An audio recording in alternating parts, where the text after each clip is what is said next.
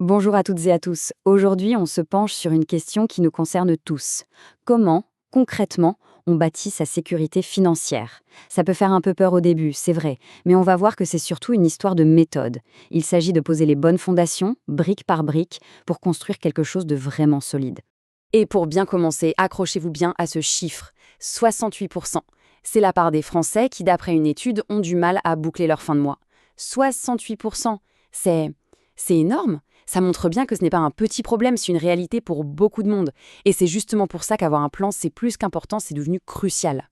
Alors forcément, face à ça, la grande question c'est, d'accord, mais par où on commence? On entend parler de tout, l'épargne, les dettes à rembourser, les investissements. On peut vite se sentir complètement noyé sous les infos.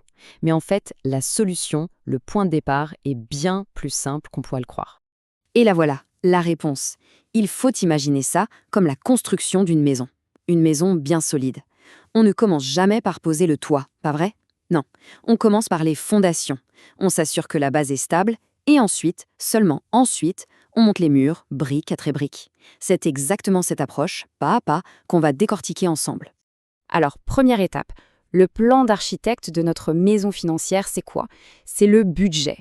C'est simple, sans un plan clair de l'argent qui rentre et de l'argent qui sort tous les mois, c'est même pas la peine d'essayer de construire quelque chose qui va tenir la route. Et pour que ce plan soit utile, il y a un chiffre clé à connaître, sa propre capacité d'épargne. Qu'est-ce que c'est? Eh bien, comme le dit très bien Price Bank, c'est juste ce qui reste à la fin du mois une fois qu'on a tout payé. La formule est super simple, on prend les revenus, on enlève les dépenses, et voilà, ce chiffre, c'est notre point de départ. C'est avec ça qu'on va pouvoir commencer à bâtir. Ok, on a le concept, mais comment on organise ça en pratique? Il existe un outil super utile pour ça, c'est la règle du 50-30-20. C'est un guide, un repère vraiment simple. L'idée, c'est de répartir ses revenus comme ça. 50%, donc la moitié, pour les dépenses qui sont obligatoires. Le loyer, les factures, bref, les besoins essentiels. Ensuite, 30% pour tout ce qui est plaisir, les sorties, les loisirs. Et le plus important pour notre projet, 20% qui sont mis de côté systématiquement pour l'épargne et l'investissement. C'est avec ces 20% qu'on va construire notre maison. Bon, notre plan est sur la table, maintenant on passe à la construction. Et on commence par quoi? Les fondations. En finance, ces fondations portent un nom, le fonds d'urgence. On l'appelle aussi l'épargne de précaution. C'est le filet de sécurité. C'est ce qui va protéger tout le reste en cas de pépin. Et il y a une citation de Luc Brialy qui résume ça à la perfection. Il dit « Il n'y a rien qui peut faire dérailler vos progrès financiers plus vite que l'urgence ». Et c'est tellement vrai. On peut avoir le meilleur plan d'investissement du monde, mais si demain la voiture lâche, ou s'il y a un souci de santé imprévu et qu'on n'a rien de côté, eh bien tout s'écroule.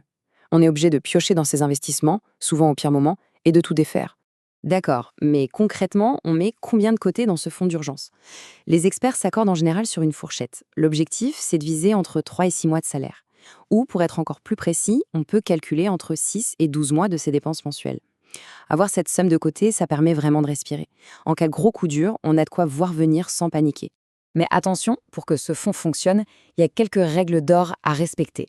Luc Brialy en donne 3 qui sont juste essentielles. Règle numéro 1, cet argent doit être sur un compte à part, séparé du compte courant, sinon la tentation de piocher dedans pour un petit plaisir est trop grande. Règle numéro 2, on ne s'en sert que pour les vraies urgences. On parle de ce qui est vital, pas d'une nouvelle paire de chaussures en solde.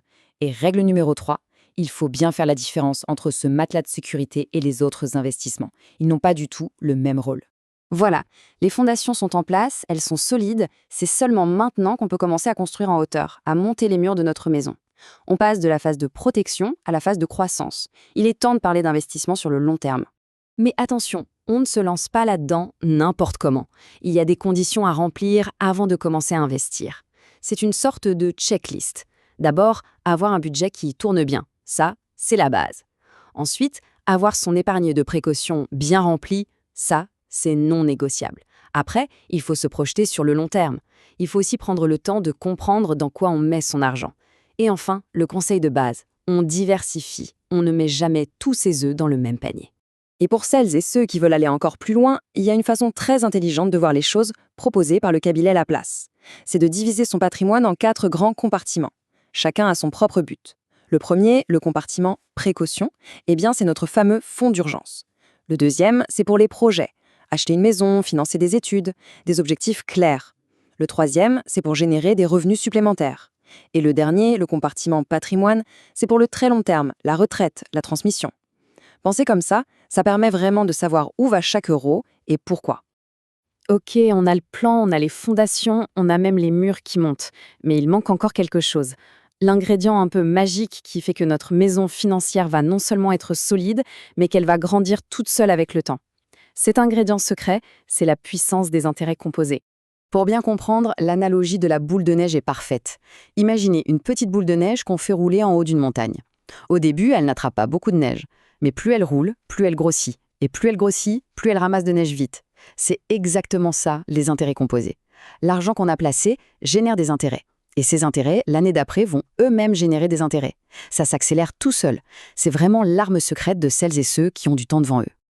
Et regardez ce tableau, c'est la meilleure preuve qui soit. L'objectif, c'est d'arriver à 200 000 euros à 60 ans.